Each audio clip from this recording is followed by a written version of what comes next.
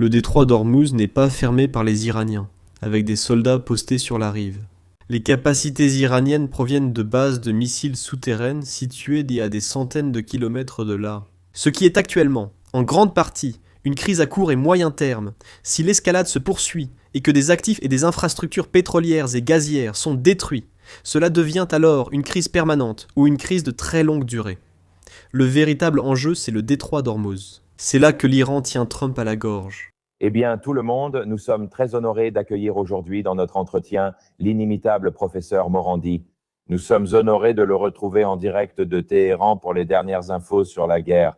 Professeur, comment allez-vous ? Je vais très bien, merci pour l'invitation, c'est toujours un plaisir. Eh bien, professeur, je pense que nous avons assisté à une réaction sans précédent de la part de l'Iran le mois dernier. Le New York Times a maintenant rapporté que, pour la première fois dans l'histoire, les 13 bases américaines ont toutes été attaquées et sont désormais considérées comme inutilisables. Quelles sont vos impressions sur la réaction de l'Iran en ce moment et sur la façon dont ils ont réussi à maintenir cette pression face aux États-Unis ? Je pense que l'une des erreurs commises par les États-Unis, c'est qu'ironiquement, leur armée vit encore au XXe siècle. Ainsi, les porte-avions et les bases proches de nos frontières seront évidemment très vulnérables et inutiles.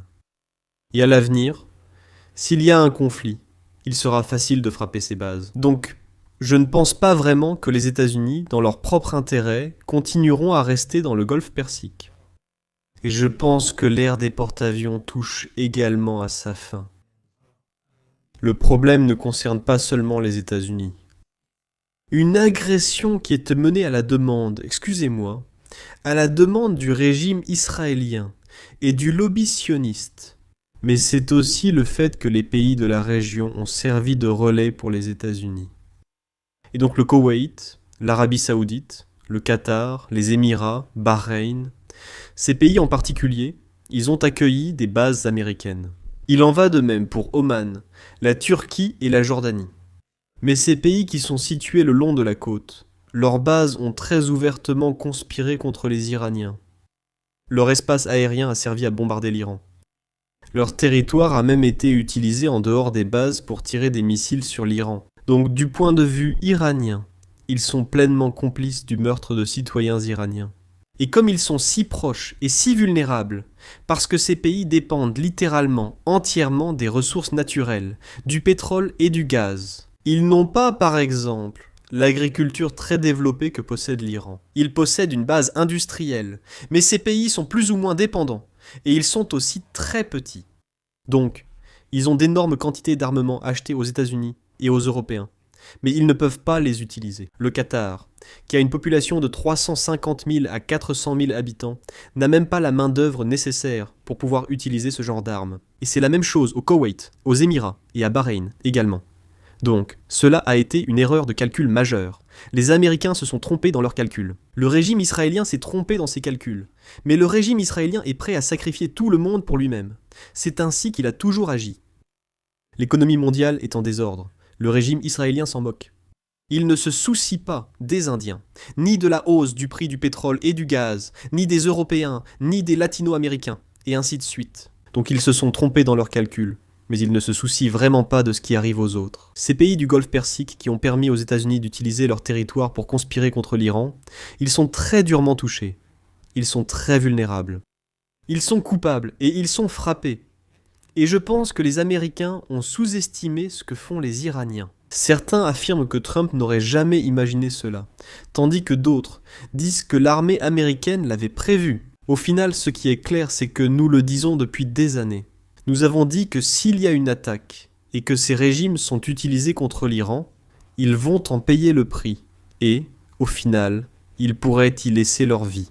C'est donc une situation catastrophique pour le monde.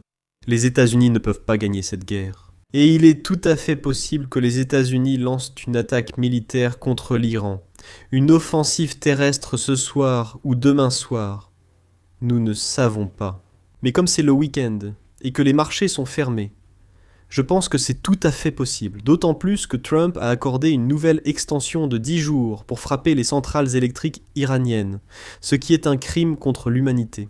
Et personne en Occident, ni dans les médias occidentaux, ni parmi les élites occidentales, ne semble s'en soucier. Mais cette extension, je pense, montre clairement qu'il sait que les Iraniens vont riposter durement. Mais aussi, à mon avis personnel, il se peut qu'il veuille tromper l'Iran et lancer une offensive terrestre ce soir.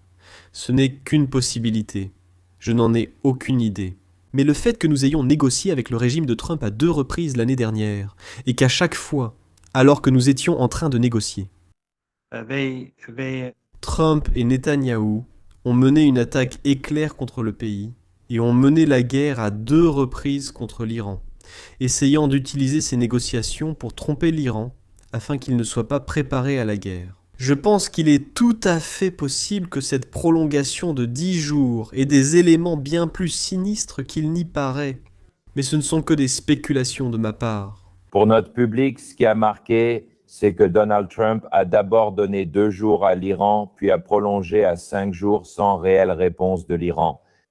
Toujours aucune réponse, puis il a prolongé à 10 jours. Mais tu as tout à fait raison de t'inquiéter à ce sujet, parce que les 2 dernières fois où l'Iran discutait avec les États-Unis de quelque chose, c'est à ce moment-là qu'une attaque a eu lieu. Je veux aller à l'île de Karg parce que ce qu'on entend en ce moment, c'est que, par exemple, les parachutistes de la 82e division aéroportée arrivent.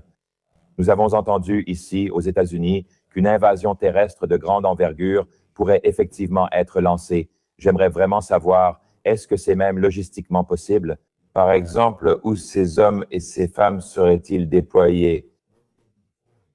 Est-il possible pour les États-Unis de déployer des troupes au sol? Où pourraient-elles être rassemblées et quel serait le point d'entrée? Est-ce simplement une mission impossible pour les États-Unis s'ils tentaient réellement de lancer une invasion? Ce serait très difficile. Je ne pense pas que les Iraniens soient inquiets. En fait, je pense qu'ils préféreraient qu'une invasion terrestre ait lieu parce qu'ils veulent que cette guerre soit la dernière. Et donc, ils veulent nuire à Trump et au régime de Trump, d'une manière telle que lui et l'establishment politique aux États-Unis ne songent plus jamais à attaquer l'Iran. Parce que nous avons eu la guerre il y a 8-9 mois. L'Iran avait l'avantage. Ils ont demandé un cessez-le-feu. Les Iraniens ont finalement accepté de cesser les hostilités. Maintenant, nous faisons face à une force bien plus grande. Les Américains sont ici en force pour frapper. Donc, les Iraniens disent qu'il faut mettre fin à cette guerre d'une manière telle que plus personne ne pense jamais à envahir le pays. Donc, même s'il y aura des pertes, même si la guerre est horrible, je pense que les Iraniens préfèrent une offensive terrestre, et ils sont convaincus que Trump échouera. En ce qui concerne la logistique, évidemment ces régimes arabes devront jouer un rôle central dans tout cela. Et cela, bien sûr, renforce l'argument selon lequel ils font partie de cette guerre. Il se peut aussi que les États-Unis utilisent à nouveau la tromperie, et qu'ils amènent probablement, ou possiblement des forces dans la région, sans que cela soit rapporté. Il faudra attendre pour voir. Encore une fois, ce n'est que mon hypothèse qu'il pourrait y avoir une attaque ce soir. Je n'ai aucune information ni aucun lien avec l'armée. Je pense qu'en me basant sur l'histoire, c'est possible. Parler de l'importance de l'île de Kark. Je crois qu'il y a un chiffre qui dit qu'environ 90% des exportations de pétrole iranien proviennent de cette île. Île servant de transit où le pétrole est stocké dans des réservoirs, c'est là que cela se passe. Donc, la théorie ici aux États-Unis, c'est que si les États-Unis, si nous pouvons envoyer nos troupes du corps des Marines là-bas, prendre cette île, essentiellement, nous isolons l'Iran. La guerre est terminée. Les États-Unis contrôlent la situation. Mais est-ce vraiment possible? Je veux dire, pensez-vous que, est-ce que c'est quelque chose qui inquiéterait l'Iran, même un peu au fond d'eux? Eh bien, comme vous l'avez dit, l'île de Ark n'a pas de pétrole en elle-même. C'est là que le pétrole est transporté vers les pétroliers. Si les États-Unis prennent l'île, il ne se passe rien. D'accord. Imaginons qu'ils bloquent les exportations de pétrole iranien. Ils peuvent désormais le faire depuis l'extérieur du golfe Persique. Cela ne ferait qu'augmenter le prix de l'énergie. Mais s'ils prennent l'île, évidemment, ce sera une escalade. Les Iraniens répondront. En détruisant les infrastructures pétrolières et gazières de l'autre côté du golfe Persique, ce qui aggravera la crise, parce que ce qui est actuellement, en grande partie, une crise à court et moyen terme. S'il y a une escalade et que les actifs et infrastructures pétroliers et gaziers sont détruits, alors cela devient une crise permanente ou une crise de très longue durée. Cela provoquera une dépression économique mondiale qui touchera tout le monde à travers le monde. Vous, moi, les gens en Afrique, en Asie, en Amérique latine, en Europe et en Amérique du Nord. partout. Donc prendre l'île de Ark ne sert à rien. Il n'y a rien de significatif dans un tel acte. Mais je pense que les Iraniens sont assez convaincus que leurs îles sont toutes bien protégées. Toute attaque contre l'une d'elles causera de grands problèmes aux États-Unis, sans rien changer, ni rien leur apporter. Même s'ils prennent plusieurs îles, l'Iran gardera le détroit d'Ormuz fermé. Le détroit d'Ormuz n'est pas fermé par les Iraniens grâce à des soldats qui se tiennent sur la rive. Les capacités iraniennes proviennent de bases de missiles souterraines situées à des centaines de kilomètres du golfe Persique. Et l'Iran a accès à l'ensemble du golfe Persique et à la mer d'Oman. Ils peuvent donc lancer des missiles et des drones depuis n'importe où, et frapper des pétroliers. Ils peuvent frapper des installations pétrolières et gazières. Prendre quelques îles ne fera qu'aggraver la situation, et cela conduira le régime Trump à perdre des soldats. Ça n'a aucun sens pour moi. Mais Trump est un flambeur et il est, je pense, de plus en plus désespéré. Absolument. Je trouve cela remarquable parce que ce que nous entendons ici aux États-Unis, c'est évidemment Trump qui essaie clairement de projeter l'image que les États-Unis ont le dessus, que les États-Unis sont en train de gagner ce conflit. Il a dit que nous avons réduit l'Iran en miettes et qu'il n'y a rien que l'Iran puisse faire à ce sujet. Mais comme vous l'avez souligné, le détroit d'Ormuz reste fermé. Israël, par exemple, est encore attaqué par des missiles en ce moment. Nous voyons toujours une énorme instabilité dans la région. Selon vous, quelles sont les options de Donald Trump à partir de maintenant en ce qui concerne sa stratégie? Je veux dire, évidemment, une invasion terrestre est une option. À quelles autres options l'Iran se prépare-t-il en ce moment et à l'avenir aussi? Je ne peux penser qu'à 3 choses générales. La première, c'est qu'il passe à l'escalade. Il y a une invasion terrestre.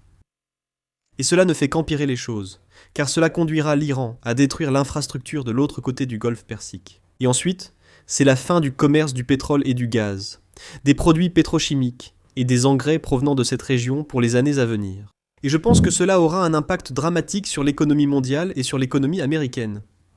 La deuxième option, c'est qu'il continue ce qu'il fait actuellement. Et mener des frappes, peut-être effectuer quelques frappes aériennes massives contre l'Iran, intensifier la campagne pendant quelques jours, s'ils peuvent apporter plus de munitions. Mais cela ne fera qu'entraîner une escalade de la crise, car le pétrole et le gaz ne passent pas par le détroit d'Ormuz. Il peut continuer à bombarder. Mais le vrai problème est le détroit d'Ormuz, où l'Iran tient Trump à la gorge. Et la troisième option serait de faire ce qu'il a fait au Yémen, déclarer la victoire et s'en aller, alors qu'il avait échoué au Yémen. Il peut se retirer du dossier iranien, mais cela ne résoudra toujours pas le problème, car l'Iran dit qu'il n'est pas question de revenir à l'ancien statu quo. Et l'Iran va changer les relations politiques qui existent dans la région du golfe Persique. Parce qu'il ne permettra plus à ces petites dictatures familiales arabes d'être des bases de lancement pour des attaques contre l'Iran. Et l'Iran leur réclamera des réparations. Donc il n'y a pas de solution facile à cela. Je pense que toutes ces options mèneront finalement à l'humiliation et à la chute de Trump.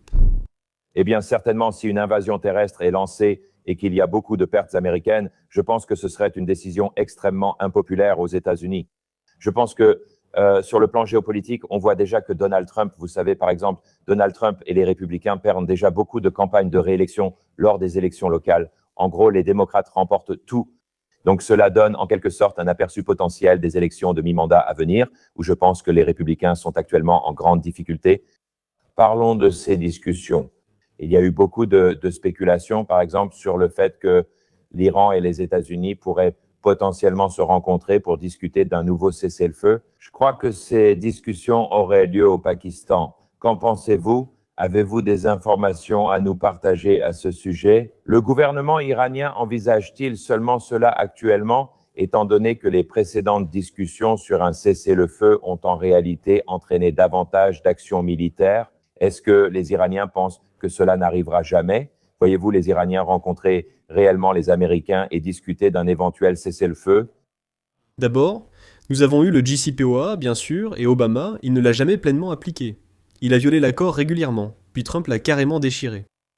Et puis c'est bien sûr, comme vous l'avez justement souligné, nous avons eu 2 négociations il y a 9 mois, et cela a été utilisé comme un outil pour tromper l'Iran.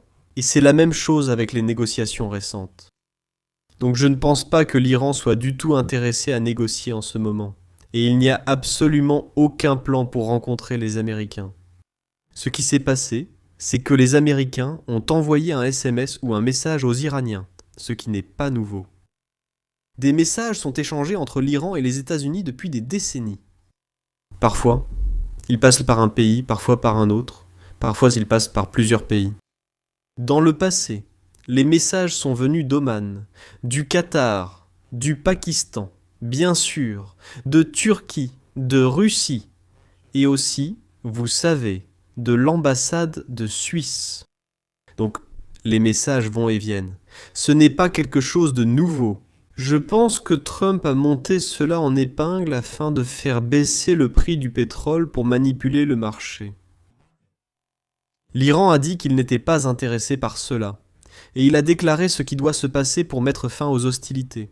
L'Iran a dit que nous ne voulons pas de cessez-le-feu, parce qu'un cessez-le-feu, en gros, va permettre à Trump et Netanyahou de se regrouper, de se réarmer, et de lancer une nouvelle attaque dans 6 mois, dans un an. Et rien ne peut les arrêter. Le régime politique à Washington, les médias, quand il s'agit de l'Iran, ils sont tous plus ou moins dans le même camp, sauf si la situation tourne mal. Et là, ils s'en prennent à Trump. Mais ce n'est pas comme s'ils se soucièrent du peuple iranien. Ce n'est pas comme s'ils se souciaient du massacre d'enfants dans une école primaire que nous avons vu le premier jour de cette attaque. Les Iraniens estiment qu'il faut modifier la situation sur le terrain, comme mentionné plus tôt. Et ces faits sur le terrain signifieraient essentiellement que le Koweït, les Émirats, le Qatar, Bahreïn, l'Arabie Saoudite et Oman ne pourraient plus jamais servir de base de lancement pour une offensive. Et ils devraient payer des réparations. Je pense que si cela arrive, il deviendra automatiquement beaucoup plus difficile pour les États-Unis d'attaquer l'Iran un jour, parce qu'ils ont besoin de ces pays, de leur espace aérien, de leur territoire et bien sûr de leur argent pour mener à bien ces actes de violence. Actes de violence. Donc, j'aimerais que vous expliquiez à notre public ici quelles sont exactement les exigences de l'Iran à l'heure actuelle. Je pense que nous nous demandons comment ce conflit peut prendre fin, parce que je sais par exemple que les investisseurs sont très inquiets pour l'économie mondiale, mais bien sûr, même les simples consommateurs le sont aussi. Ici à Las Vegas, d'où j'enregistre en ce moment, j'ai vu une station-service hier à 5,09 $ pour l'essence sans plomb, soit environ 1,40 $ de plus qu'il y a un mois. Nous sommes encore au début du conflit et les prix de l'essence ont déjà atteint ce niveau. J'imagine que si, comme vous l'avez dit, l'île de Kharg connaît un mouvement ou si le détroit reste fermé pendant un mois de plus, cela pourrait vraiment avoir un énorme impact sur l'économie mondiale, un impact que je pense que les investisseurs n'ont pas encore vraiment réalisé. Vous avez bien évoqué la manipulation du marché. C'est le genre de situation où Donald Trump passerait à la télévision et dirait quelque chose comme « D'accord, nous sommes en train de discuter avec l'Iran en ce moment. La fin de ce conflit approche et ensuite la bourse grimpe d'1 ou 2%. Le prix du pétrole chute immédiatement de 10%, donc il y a clairement une manipulation du marché. Et d'ailleurs, il y a aussi énormément de gens qui font du délit d'initié ici. Mais j'aimerais savoir, du point de vue iranien, quelle serait finalement la manière dont ce conflit pourrait prendre fin et quelles sont les exigences de l'Iran. Vous avez tout à fait raison.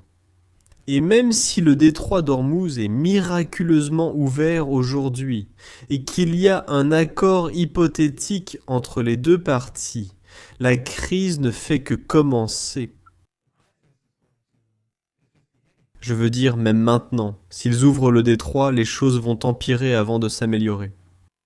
Et plus le détroit d'Ormuz reste fermé, ou pire encore, si les infrastructures dans le golfe Persique sont détruites, alors le détroit d'Ormuz devient littéralement sans importance, parce qu'il n'y aura plus ni pétrole ni gaz à acheminer depuis cette région, ni de pétroliers pour les transporter.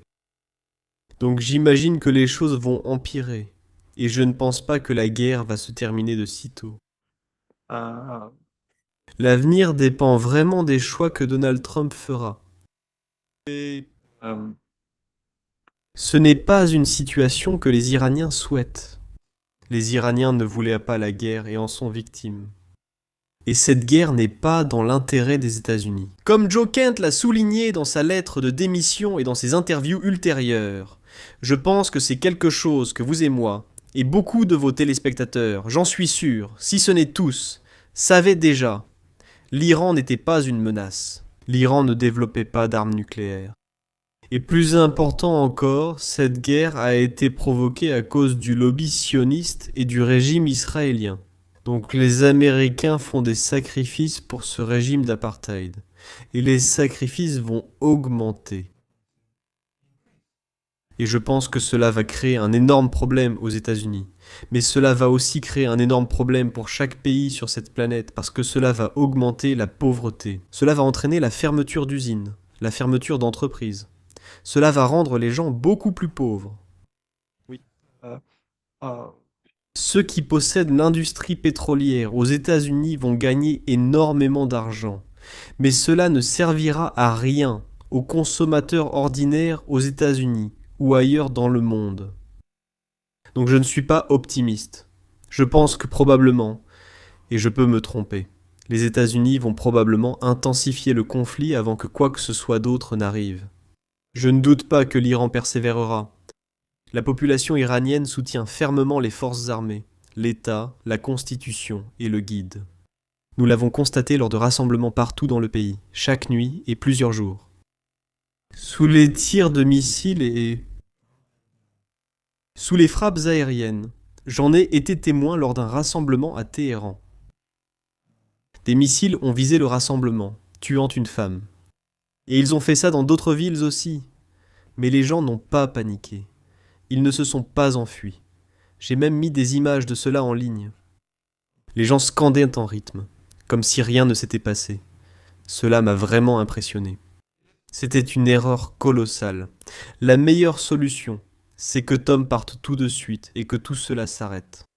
Mais je ne vois pas cela se produire. Je crois qu'il y a aussi un souci d'image pour Donald Trump ici. Je veux dire, je pense qu'il est devenu très clair aux États-Unis qu'à ce stade, on approche d'un mois de guerre et il n'y a vraiment rien qui ait été accompli stratégiquement par l'administration Trump. Et je vois beaucoup de nos médias, beaucoup de collègues politiciens qui demandent simplement, regardez, le détroit d'Ormuz était ouvert jusqu'à ce que nous lancions une guerre. Et maintenant, en fait, il est fermé. Donc, nous essayons de nous sortir d'un trou que nous avons creusé nous-mêmes et Donald Trump n'a pas de solution à cela. Et donc, je pense que vos prédictions selon lesquelles la situation va empirer avant de s'améliorer sont certainement vraies. Vous avez abordé quelque chose de très intéressant. Je veux que vous fassiez savoir à nos téléspectateurs quel est le sentiment là-bas à Téhéran. Je veux dire, Téhéran est une grande ville avec des millions et des millions d'habitants. Parlez-moi un peu de la vie quotidienne là-bas et de ce qui se passe réellement. Je veux dire, comment la société fonctionne-t-elle en ce moment, par exemple pendant la journée? Je veux dire, à quoi ressemble la vie quotidienne à Téhéran pour les gens ordinaires en ce moment? Eh bien, la guerre et l'assaut contre l'Iran ont commencé pendant le mois de Ramadan. Et le premier jour, les États-Unis ont bombardé une école primaire, tuant 168 petites filles et une vingtaine d'enseignantes et de membres du personnel scolaire. Après cela, le gouvernement a fermé les écoles et les universités et a demandé aux gens, s'ils n'avaient rien d'important qui les retienne à Téhéran, de quitter la ville si possible. Donc la population à Téhéran a beaucoup diminué. Et quand on sortait, la circulation était fluide. Il y a 6 jours, c'était le nouvel an iranien. Le premier jour du printemps, Nowruz, et le premier jour du nouvel an iranien. Et donc, pendant les 5, 6, 7 derniers jours, Téhéran n'a pas été vide, mais la circulation est fluide. Beaucoup de gens sont encore hors de la ville, mais comme c'est la période des fêtes, cela le restera plus ou moins jusqu'à la semaine prochaine. Donc Téhéran restera à moitié vide, ou... Je ne connais pas le pourcentage, mais beaucoup de gens resteront hors de la ville. Nous verrons ce qui se passera à la réouverture des écoles. Dans environ une semaine. Dans environ une semaine à partir de maintenant. Dans 8 jours, je pense. Donc beaucoup de gens vont revenir à ce moment-là. Et ça m'inquiète un peu parce que les États-Unis et les Israéliens ont mené des bombardements massifs sur Téhéran et beaucoup de civils ont été tués. J'ai en fait diffusé des images d'une situation où une femme a survécu à la première frappe, puis il y a eu une double frappe, et elle est morte alors qu'elle filmait au moment où c'est arrivé. Si les gens reviennent, alors ces bombardements massifs feront beaucoup plus de victimes que ce que nous voyons actuellement. Mais c'est calme, c'est paisible, on peut se déplacer partout. Téhéran est une ville très sûre, elle est bien plus sûre que les villes occidentales. Une femme, par exemple, peut se promener presque partout à Téhéran à 23h minuit, seule, et se sentir assez en sécurité. Je ne dis pas que c'est le cas partout ou tout le temps, mais c'est bien plus sûr que, disons, Londres, New York, Paris ou des villes de ce genre. Donc c'est sûr maintenant, les gens sortent. Ils sortent à 2h du matin, 1h du matin, à minuit. Il y a des points de contrôle cependant, ce qu'on n'avait jamais eu auparavant. C'est à peu près tout.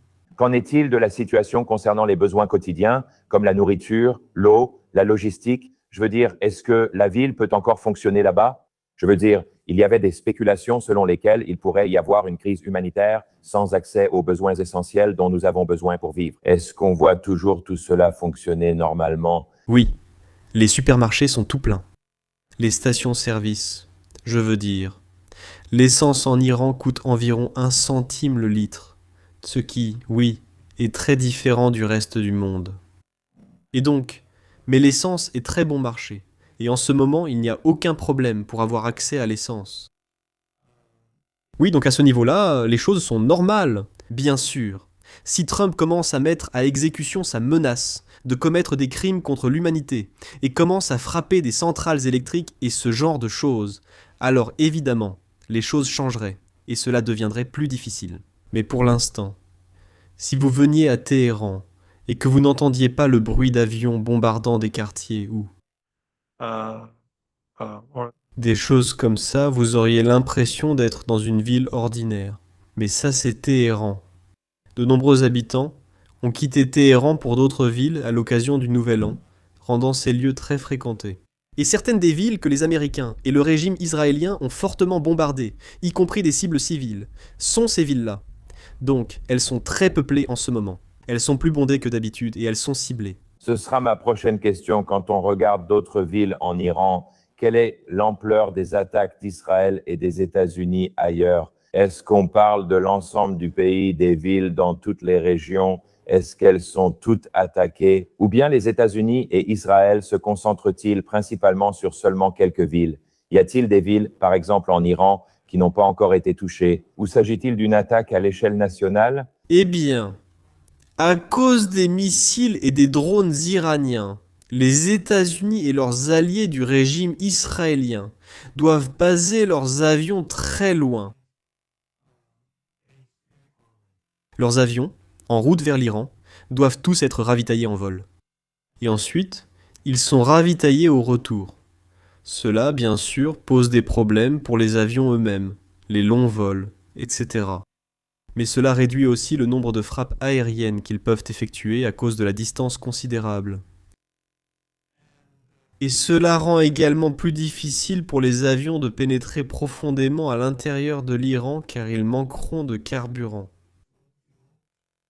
Ainsi, l'est du pays est en grande partie intact.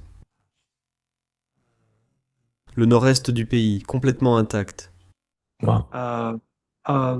D'autres villes ont été détruites. Je veux dire, pas détruites, mais leur infrastructure a été détruite. Ils ont bombardé des villages, tout comme ils viennent de tirer un missile sur un petit village dans un endroit assez éloigné, et ont tué des gens dans ce village sans raison apparente. C'est incroyable que tu dises que l'Est et le Nord-Est sont relativement épargnés simplement à cause de la distance. Je pense que c'est une information importante que beaucoup de gens en Occident ne comprennent pas. C'est encore une fois à quel point l'Iran est grand. Je crois que c'est 4 fois la taille de l'Irak. C'est un très grand pays. Donc, il est tout à fait logique qu'il puisse y avoir ces limitations en ce qui concerne les missiles et le ravitaillement est vraiment une option très importante ici. Nous arrivons bientôt au terme de notre entretien. Merci beaucoup. Je tiens toujours à respecter votre temps. Du point de vue de la direction iranienne, Nous avons certainement vu que le guide suprême a été assassiné très tôt pendant la guerre. Son fils est maintenant arrivé au pouvoir. Et quel est le sentiment du public envers la direction iranienne et ce que traverse actuellement le pays? Il est difficile de comprendre la situation car en Occident, on entend souvent, comme lors d'un débat avec un ex-ambassadeur américain, que l'Iran n'a pas de dirigeant actuellement. Nous sommes enthousiastes car un nouveau gouvernement, peut-être une démocratie, pourrait voir le jour et les Iraniens pourraient élire un dirigeant.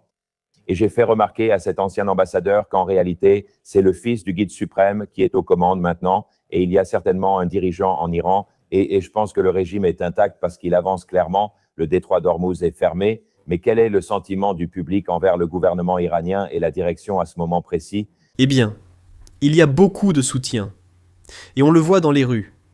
On voit que même cette minorité de personnes qui étaient auparavant opposées a changé d'avis. Parce que beaucoup de jeunes, comme des adolescents de 18 ou 19 ans, sont influencés par les récits et la propagande occidentaux. Et certains d'entre eux ont participé aux émeutes violentes dans le passé, mais ils voient comment les écoles sont bombardées et que les États-Unis ne présentent même pas d'excuses pour cela. Ils voient des ambulances bombardées, ils voient des hôpitaux bombardés, ils voient des quartiers bombardés. Donc, la vision du monde même de cette minorité de personnes a changé. Les sondages ont toujours montré que la République islamique bénéficiait d'un haut degré de légitimité populaire. Et même les sondages réalisés par des institutions occidentales crédibles, comme l'Université du Maryland, l'ont toujours indiqué. Maintenant, cette légitimité populaire s'est manifestée. En Occident, ils ignorent qu'en Iran, nous avons une constitution et un système de contre-pouvoir. Le nouveau dirigeant a été choisi par un organe élu. Le président est élu directement. Les membres du Parlement sont élus directement. Les membres du conseil municipal sont tous élus directement. Et le simple fait que nous n'ayons pas eu de dirigeant pendant une semaine, bien sûr, cette semaine-là, selon la Constitution, il y a une direction à 3, le président, un représentant du conseil des gardiens et le chef du pouvoir judiciaire. Mais le simple fait que, en temps de guerre et après l'assassinat et le martyre du dirigeant, le pays soit resté aussi uni et que les forces armées y aient commencé à agir, à riposter, et il n'y a pas eu de chaos. Il n'y avait pas de file d'attente pour la nourriture ou quoi que ce soit de ce genre, ce qui, je pense, montre le degré de légitimité populaire. En d'autres termes, pendant cette première semaine, c'est le peuple iranien plus que quiconque qui a maintenu le pays uni jusqu'à l'élection d'un nouveau dirigeant. Je pense que le vrai problème vient de la propagande et des récits occidentaux, auxquels ils croient eux-mêmes. Et une grande partie de cette propagande vient de ce que j'appellerais la classe Epstein. Ils possèdent et contrôlent les médias. Ils produisent ces récits. Et ces récits finissent par influencer la façon dont les politiques sont élaborées. Et puis, lorsque la politique est élaborée et mise en œuvre, ils se heurtent à un mur. Et ils recommencent encore et encore. Pourquoi ? Parce qu'ils ne comprennent pas la réalité de l'Iran. Ils mettent en œuvre des politiques qui sont basées sur un Iran imaginaire. Et sur la base de cet Iran imaginaire, ces politiques devraient fonctionner. Mais le véritable Iran est quelque chose de très différent. Et c'est pourquoi cette guerre a échoué. C'est pourquoi la guerre précédente a échoué. C'est pourquoi toutes les sanctions ont échoué. C'est pourquoi les insurrections armées ont échoué. Parce que la République islamique bénéficie d'un soutien populaire et parce qu'elle possède des institutions étatiques sophistiquées. Et nous avons vu les forces armées commencer à riposter en moins d'une heure après la frappe initiale. Donc, tant que les États-Unis et l'Occident ne changeront pas leur façon de penser, je pense qu'ils ne seront pas capables de prendre de bonnes décisions concernant l'Iran ou notre région. Professeur, j'ai une dernière question, et c'est une question sérieuse car je pense qu'à mesure que la situation se poursuit, et qu'Israël continue d'être frappé par des missiles. Et ce qui m'inquiète le plus, c'est y a-t-il un scénario dans lequel une arme nucléaire pourrait potentiellement être utilisée? Et qu'en pensent les Iraniens? Parce que nous savons qu'Israël est un État nucléaire. Il possède certainement un certain nombre d'ogives nucléaires. Lorsque j'étais dans ce débat, l'ancienne ambassadrice américaine m'a dit en direct, nous étions en fait à la télévision en direct sur la chaîne saoudienne, et elle a dit, en temps de guerre, nous devons garder toutes les options ouvertes, y compris l'option nucléaire. Et j'ai dit, honte à vous d'évoquer cela, car c'est la plus grande menace pour l'humanité. je pense que ce serait la pire tragédie de tous les temps. Mais que pensent les Iraniens de l'éventuelle utilisation d'une arme nucléaire? Est-ce un sujet de discussion ou une menace latente dans les esprits? Oui, c'est quelque chose dont on discute parfois. Mais le simple fait que vous posiez cette question montre à quel point ces gens sont inhumains, puisque vous pouvez réellement envisager une situation où ils commettraient ce genre de tuerie de masse. Je veux dire, après ce qu'ils ont fait à Gaza, personne ne devrait être surpris. Mais le simple fait que vous ayez même posé cette question en dit long sur qui sont ces gens, que ce soit à Washington ou en Palestine occupée. Mais les Iraniens ne vont pas se laisser intimider parce qu'au bout du compte, c'est une guerre pour leur survie, peu importe le type de menaces qui sont proférées. S'ils reculent, alors c'est la fin de leur pays. Donc ils continueront à se battre. Mais si le régime ou les États-Unis vont sérieusement dans cette direction, alors je pense que tout d'abord, le monde sera indigné et les pays nucléaires auront beaucoup à dire sur ce qui se passera. Et le monde entier, toute la région, les pays, petits comme grands, ils se tourneront tous vers les armes nucléaires. Oui. Il y a une époque où nous avons l'IA et où les armes sont bien plus faciles à obtenir qu'il y a seulement quelques années. Donc la fin de la vie sur cette planète. C'est une réalité préoccupante que nous affrontons aujourd'hui. Merci encore, professeur, de nous avoir consacré du temps. Merci pour le travail constant que vous accomplissez afin d'aider les gens ici, en Occident, à vraiment comprendre la réalité de la situation. Encore une fois, je veux dire, en m'entretenant avec vous pendant 40 minutes aujourd'hui, vous nous avez apporté tellement d'éclaircissements qui, franchement, ne sont pas du tout disponibles dans les médias occidentaux et remettent complètement en question tout le récit que nous entendons. Mais bien sûr, je pense que beaucoup de gens commencent maintenant à s'en rendre compte aux États-Unis, réalisant que nos médias, notre gouvernement sont certainement remplis de propagande. Et comme vous l'avez mentionné, le problème, c'est qu'ils croient à leur propre propagande. J'ai entendu un autre analyste dire qu'il ne pense pas que Donald Trump soit un menteur. En fait, il pense simplement que Trump croit vraiment à ce qu'il dit, ce qui est en réalité une situation plus dangereuse parce que, vous savez, ce qu'il a en tête, c'est ce qu'il considère comme la réalité. Mais malheureusement pour le monde, ce n'est pas la réalité sur le terrain. Donc, je voudrais encore une fois vous remercier pour votre temps aujourd'hui. Merci de nous avoir révélé la vérité. J'ai hâte de le partager sur YouTube avec notre communauté. Et s'il vous plaît, à vous et à votre famille, restez prudents et continuez le travail que vous faites. Merci beaucoup de m'avoir invité. C'est un grand plaisir. Merci, monsieur.